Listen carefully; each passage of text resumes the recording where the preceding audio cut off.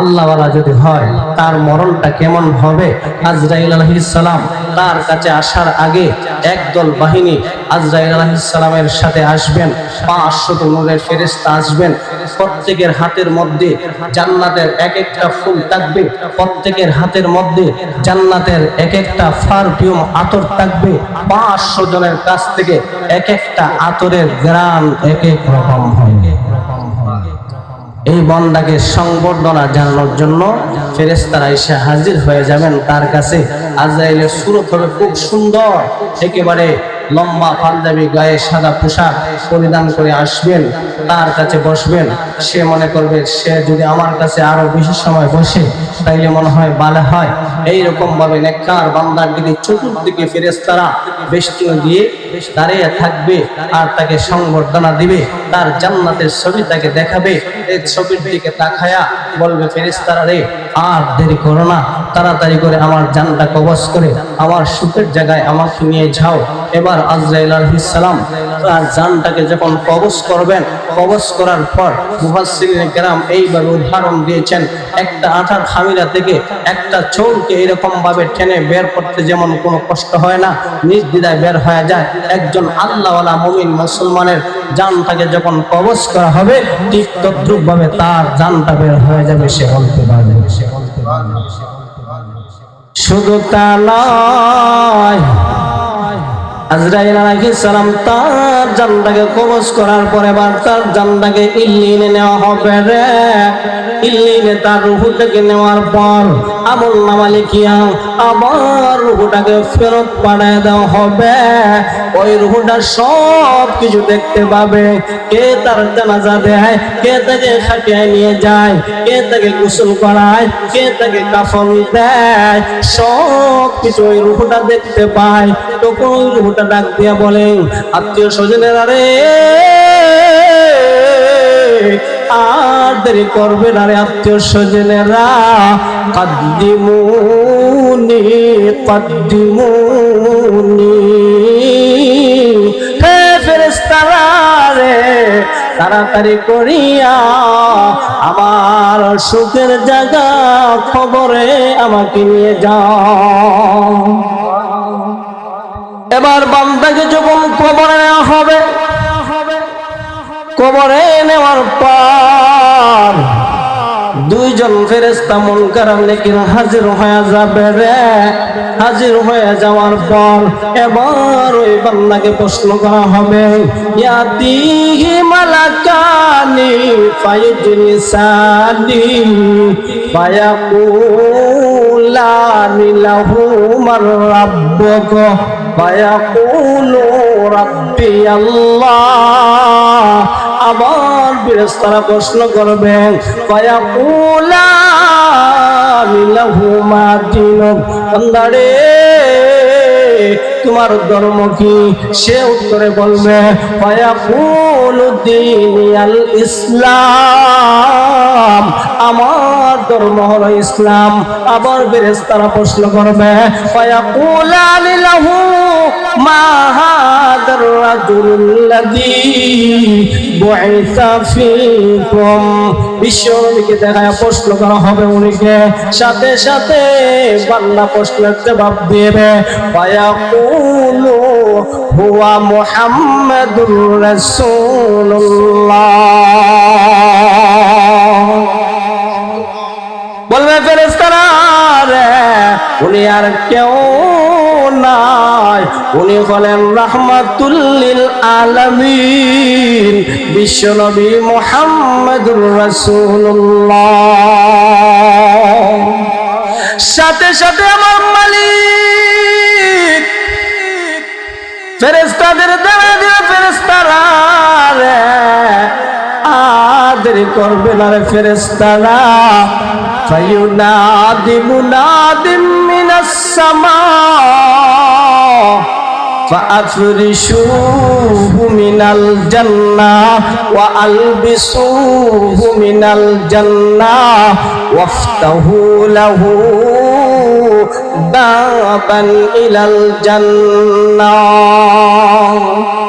যার রে ফেরেশতারা যা, আর দেরি করবে না রে ফেরেশতারা।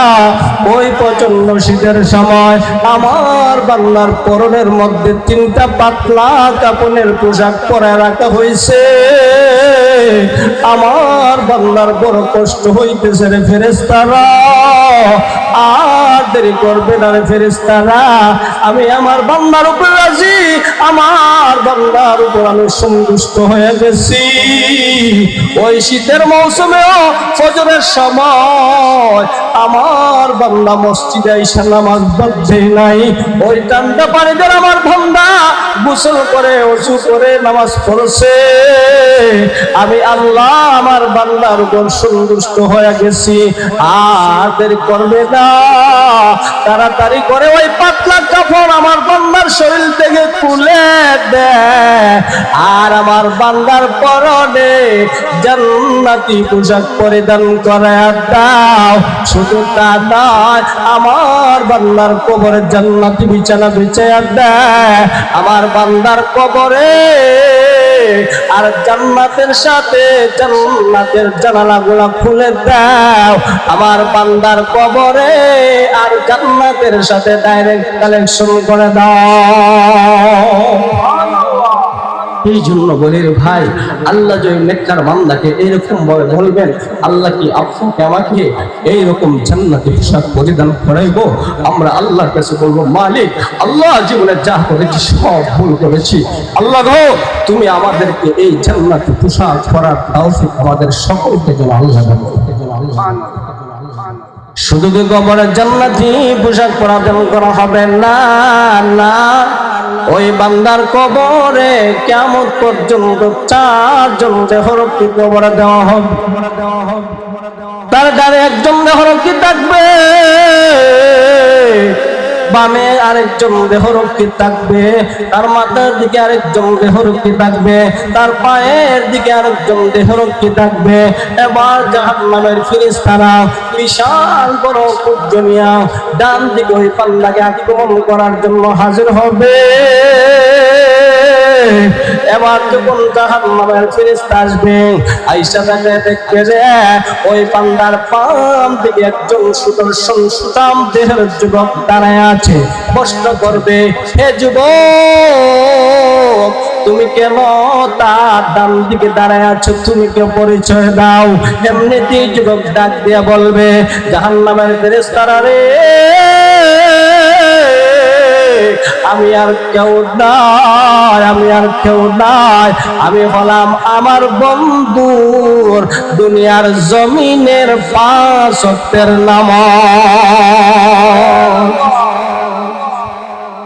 হে ফেরেশতারা, এই জন্য আমার আল্লাহ তার ডান দিকে দেহরক্ষী আমাকে কিয়ামত পর্যন্ত বানাইছে, তার ডান দিকে আক্রমণ করতে পারবা না। এবার জাহান্নামের ফেরেশতারা বাম দিকে যাবে আক্রমণ করার জন্য। এমনিতেই সুদামদের একজন যুবক দাঁড়ায় থাকবে। ফেরেশতা ডাক দিয়ে বলবে, যুবক রে তুমি কে, তুমি কেন তার বাম দিকে দাঁড়িয়ে আছো, তোমার পরিচয় কি? এমনিতেই যুবক ডাক দিয়ে বলবে, আমি হলাম আমার বন্ধুর দুনিয়ার জমিনের কুরআন তেলাওয়াত।